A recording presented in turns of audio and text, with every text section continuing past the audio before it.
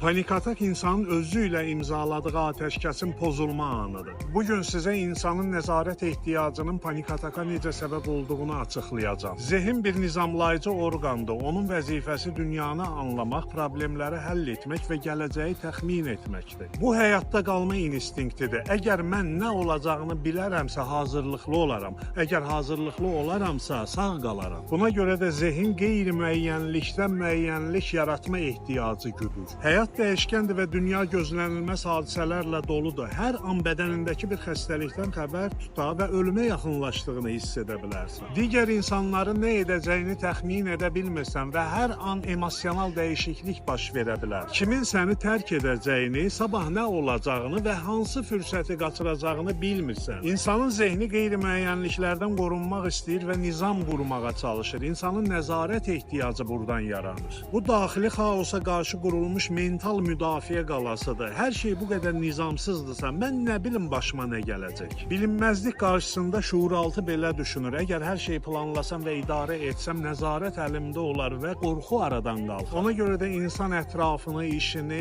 ailəsini, münasibətlərini və bacardığı qədər hər şeyi nəzarətdə saxlamağa çalışır. Bu qədər çox şeyə nəzarət etmək üçünsə öz davranışlarına, ən əsası isə hisslərinə nəzarət etməyə çalışır. Planla hərəkət edərəmsə problem çıxmaz. Hisslərimi cilovlayaramsa insanlar məni tərk etməz. Təmkinlə davranaramsa münasibətlər pozulmaz. Bunların əksi isə qorxularla şərtləndirilir. Uşağı nəzarətsiz qoysan tərbiyəsiz olar. İşinə ciddi yanaşmasan işini itirərsən.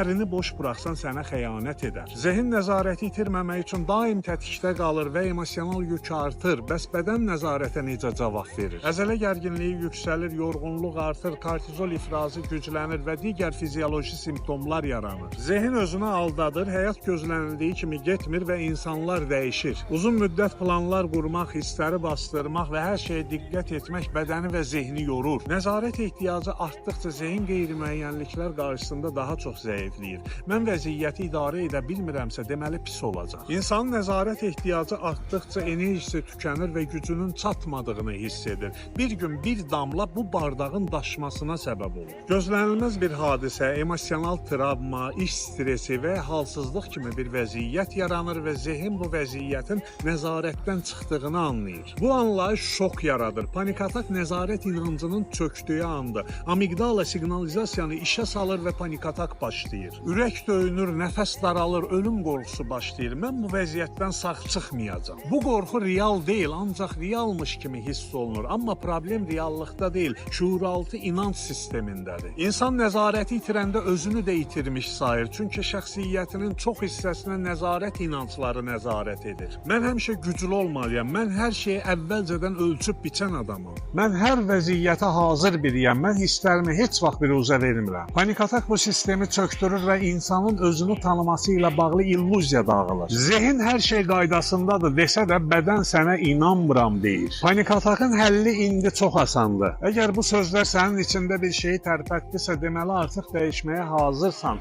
və həmin dəyişimi tək etməyə məcbur deyilsən. Unutmayın ki, panik atak planla qurulmuş həyatın planlanmamış sarsıntısıdır. Fikirləriniz çox maraqlıdır.